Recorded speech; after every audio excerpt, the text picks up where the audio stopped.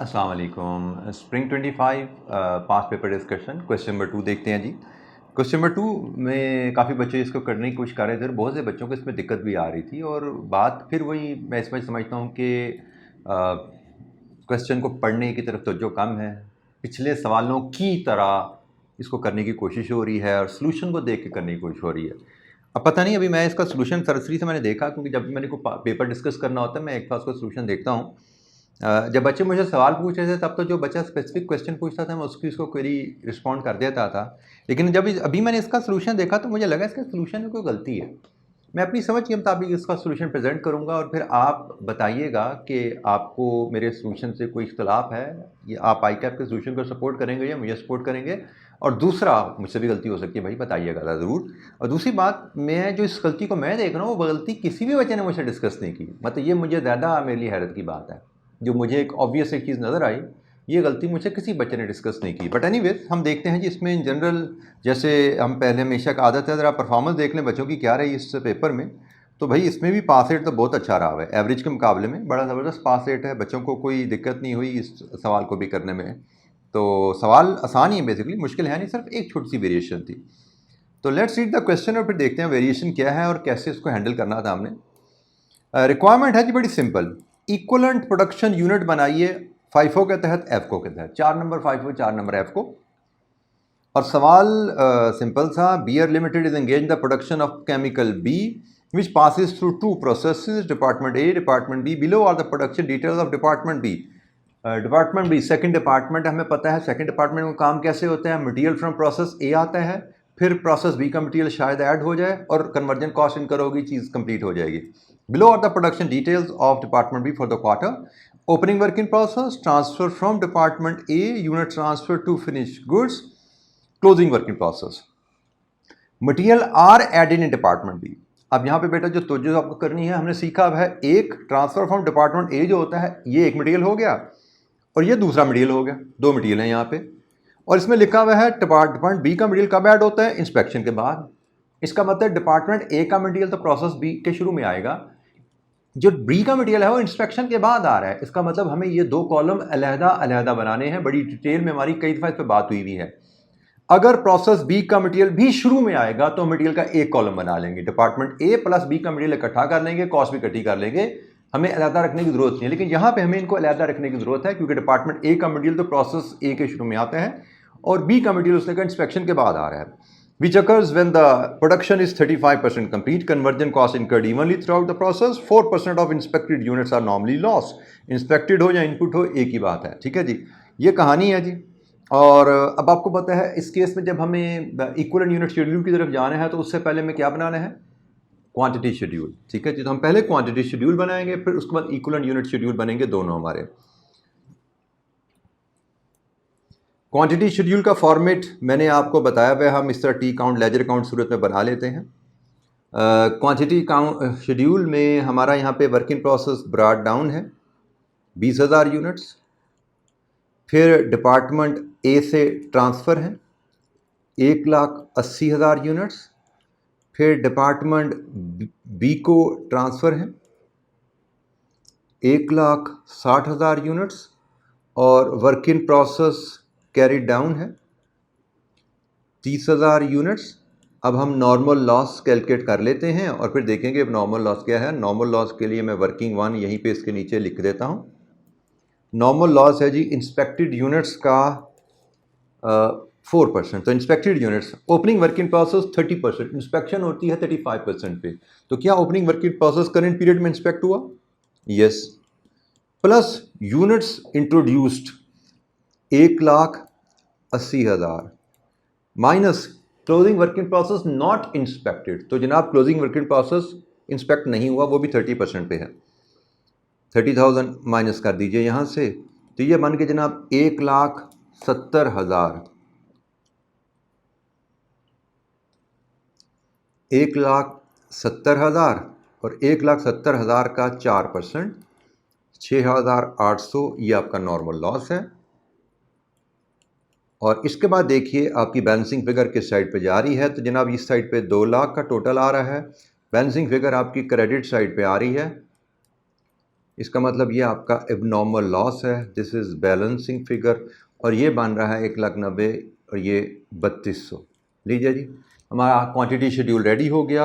हमारी आउटपुट में एक डिपार्टमेंट बी का ट्रांसफ़र है, एक वर्क इन प्रोसेस है, एक एबनॉर्मल लॉस है। ये हमारी आउटपुट है जो इक्विवेलेंट यूनिट शेड्यूल में जानी है। अच्छा जी, इसके बाद हम अब चलते हैं फाइफो के तहत शेड्यूल बनाने में। पार्ट ए, फाइफो के तहत शेड्यूल बनाने में। फाइफो के तहत शेड्यूल बनाने हैं तो आपको, जैसे मैंने डिस्कशन में बता दिया, हमारे इक्विवेलेंट यूनिट्स के यहाँ पे 3 कॉलम बनेंगे। एक कन्वर्जन का,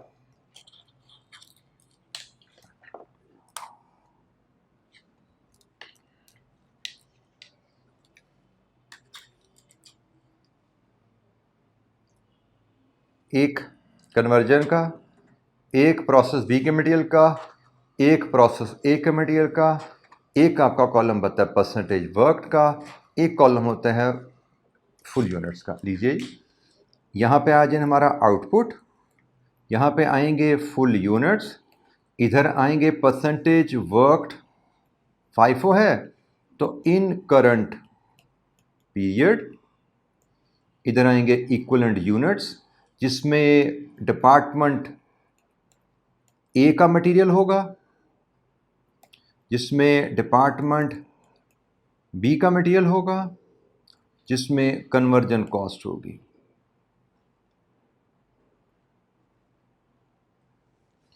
आउटपुट में हमारे पास फिनिश गुड्स हैं जिसके हम फाइफो में 2 हिस्से करते हैं, एक ओपनिंग वर्क इन प्रोसेस और एक करंट प्रोडक्शन। फिर हमारे पास क्लोजिंग वर्क इन प्रोसेस है और फिर हमारे पास एबनॉर्मल लॉस है। नंबर्स टोटल फिनिश गुड्स को जो जा रहे हैं वो हैं जनाब ये 1,60,000, जिसमें से 20,000 ओपनिंग वर्क इन प्रोसेस हैं। 1,60,000 और 20,000 इसमें से ओपनिंग वर्क इन प्रोसेस है। इसका मतलब करंट प्रोडक्शन 1,40,000 है, क्लोजिंग वर्क इन प्रोसेस 30,000 और normal loss 3,200।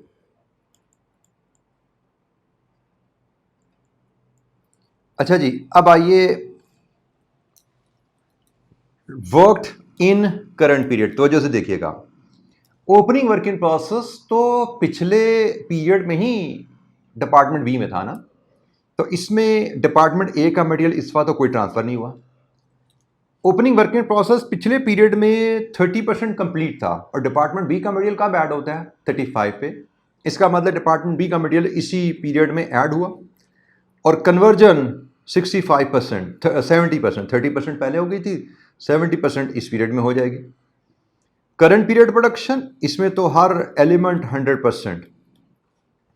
Closing work in process भी करंट पीरियड से ही समझा जाएगा, मटेरियल 100।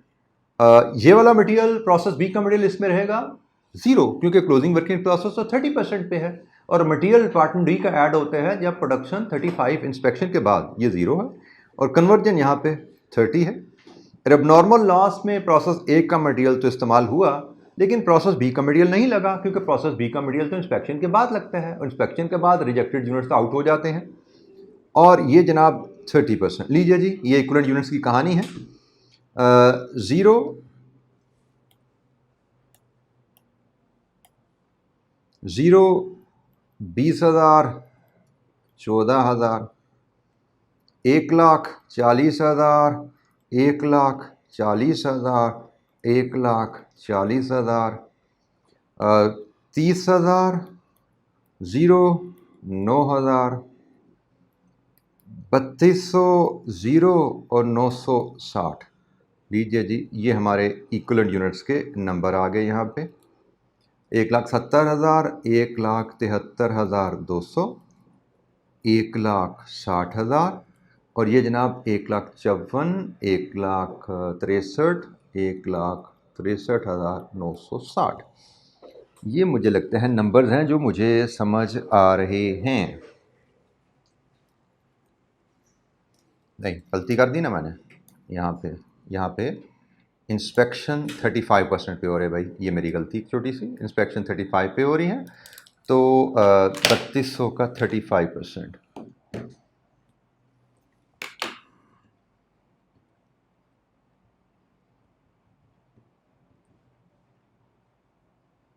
1120।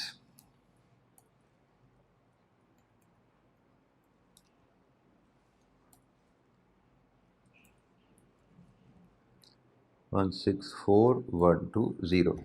अच्छा जी, आपके एग्जामिनर की जो गलती है जो मुझे समझ आ रही है, उसने ये वाला कॉलम ही ओमिट कर दिया, which is a mistake on examiner part. मेरी समझ के मुताबिक ये 3 एलिमेंट्स ऑफ कॉस्ट से इक्विवेलेंट यूनिट शेड्यूल बनना था, तो 3 एलिमेंट्स ऑफ कॉस्ट के हिसाब से बनना था। एग्जामिनर ने ये कॉलम ओमिट किया, ये उसकी गलती है।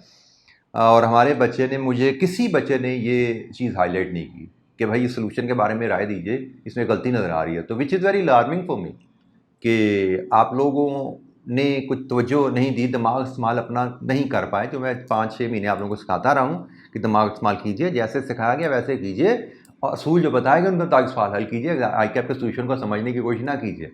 लेकिन ज़्यादातर बच्चों ने जो सवाल मुझसे पूछा वो ऑडिट की नज़र से ही था कि सोल्यूशन में ये गलती है, ये गलती है, परसेंटेज 0 क्यों है, 35 क्यों नहीं है, तो 30 क्यों नहीं है, तो 100 क्यों नहीं है। इस तरह के सवाल, इस कॉलम पे सवाल मुझसे बच्चे करते रहे हैं। लेकिन इस कॉलम में 3 एलिमेंट्स की जगह 2 एलिमेंट्स आ रहे हैं, इस पर किसी ने बात ही नहीं की। ठीक है, तो एनीवेज ये जी कहानी होगी फाइफो की। और एफको की कहानी तो हमारी ज़्यादा आसान होती है, और फॉर्मेट आपको पता है एफको का भी यही रहता है।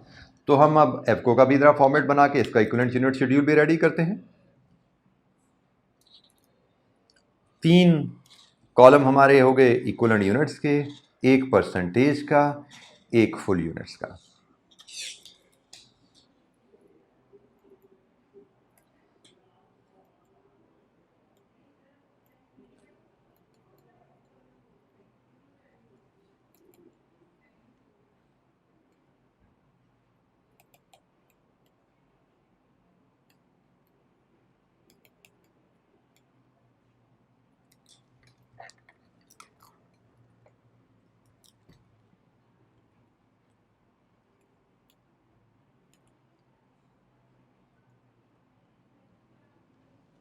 आउटपुट हमारी है जी finish goods, closing work in process and abnormal loss.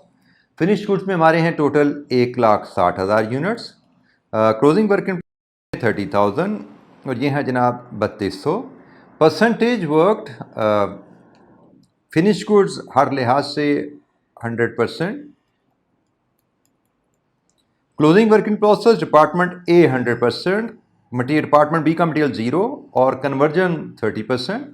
Abnormal loss में मटीरियल ऑफ ए भी 100, डिपार्टमेंट बी का मटीरियल 0 और ये जनाब 35%। ठीक है जी, तो ये जनाब हमारे पास कहानी है equivalent units production of department B.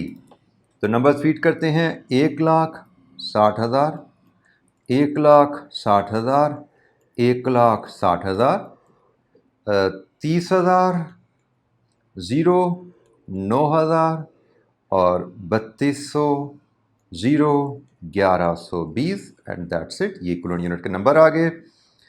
1,90,000, 193,200, 160,000 और 169, 170, 120। लीजिए जी, ये हमारा इक्विवेलेंट यूनिट शेड्यूल बन गया। और इसमें भी आई कैप के सोल्यूशन में यही गलती है, this column is totally missing. ये 2 कॉलम के नंबर हमारे आई कैप के सोल्यूशन से टैली हैं, और डिपार्टमेंट ए का मटीरियल का कॉलम आई कैप के सोल्यूशन में मिसिंग है। तो ज़रा तो जो से इसको देखिएगा, मेरे सोल्यूशन को आई कैप से कंपेयर कीजिएगा और बताइएगा फिर मुझे भी और आई कैप को भी बताने की कोशिश कर लीजिएगा। अगर आपको लगे कि आई कैप का सोल्यूशन में कोई गलती है तो इनको भी बता दीजिएगा, मुझे भी बताइए जनाब। Thank you very much. अस्सलाम वालेकुम।